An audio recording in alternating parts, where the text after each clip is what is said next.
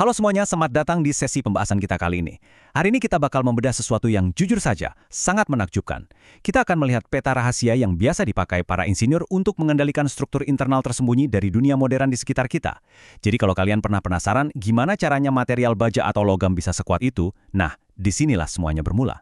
Pernah kepikiran nggak sih, gimana tepatnya seorang insinyur itu tahu kapan sebuah logam bakal meleleh?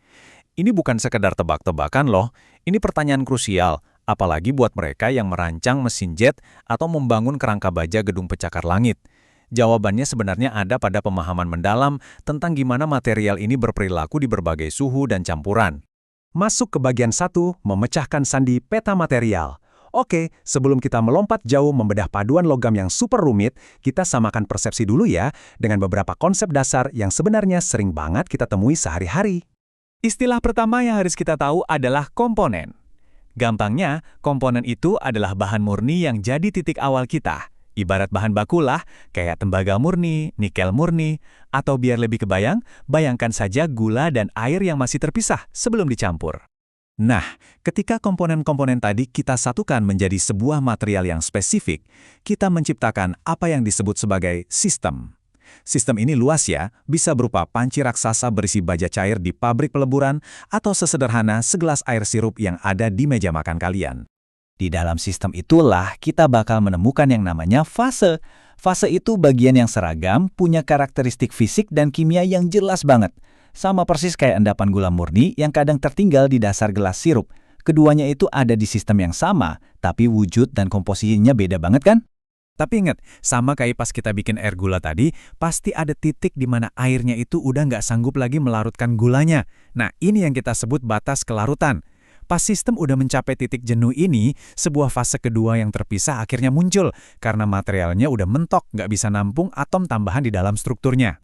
Lanjut ke bagian 2, memetakan air murni.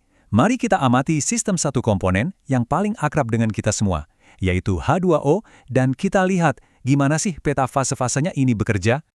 Sebagai contoh pertama, coba lihat fase padat dari air dalam bentuk alaminya yang paling epik, gunung es raksasa di tengah lautan. Ini adalah representasi visual yang luar biasa dari fase padat atau solid. Tapi tentu saja, fase padat yang sama persis kayak gunung es tadi juga bisa kita temui di kehidupan sehari-hari, ya. Kayak es batu yang mungkin ada di minuman kalian sekarang ini. Wujudnya beda skala, tapi secara material itu fase yang sepenuhnya sama. Terus, kalau kita melewati batas suhu tertentu, tepatnya pas suhunya jadi lebih hangat, bentuk padat tadi bertransformasi.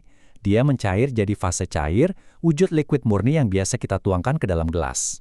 Dan kalau air tadi kita panaskan di atas kompor dengan panas yang intens, kita memaksa material ini buat ngelewatin batas lainnya dan masuk ke fase uap, persis kayak uap yang nyembur kenceng dari teko ini. 3 bentuk, 1 komponen, dan semuanya diatur sepenuhnya oleh suhu. Kalau wujud-wujud tadi kita masukkan ke sebuah peta, jadilah grafik tekanan suhu ini. Garis-garis tegas yang melintang ini ibarat perbatasan yang ngasih tahu kita, pada tekanan tertentu, kapan tepatnya es bakal mencair jadi air, atau kapan air mendidih jadi uap. Semuanya terukur pasti. Tapi satu hal yang perlu dicatat, peta-peta kayak gini selalu menunjukkan kondisi equilibrium, alias kondisi paling stabil dengan energi terendah. Meskipun begitu, material itu juga bisa loh berada di kondisi metastabil. Di kondisi metastabil ini, sistemnya sebenarnya nggak stabil secara energi, tapi perubahannya itu lambat banget. Saking lambatnya, buat mata kita, material itu kelihatan permanen dan nggak berubah sama sekali. Oke, kita masuk ke bagian 3, campuran tembaga nikel. Sekarang kita bakal lihat apa jadinya kalau prinsip-prinsip tadi kita terapkan saat mencampur 2 logam yang berbeda untuk bikin sebuah paduan biner. Ini mulai seru nih. Coba perhatikan diagram fase tembaga dan nikel ini. Ada yang luar biasa di sini. Kedua logam ini bisa saling melarutkan dengan sangat sempurna. Baik pas mereka cair maupun saat padat. Mereka nggak pernah nabrak yang namanya batas kelarutan. Karena sifatnya yang gampang menyatu ini, kita menyebutnya sistem isomorfus. Mereka ini ibarat 2 sahabat karib yang selalu nyambung dalam kondisi apapun. Lanjut ke bagian 4, menavigasi garis tie line. Nah, kalau kita memanaskan sebuah paduan logam, dia itu nggak langsung meleleh serentak gitu aja.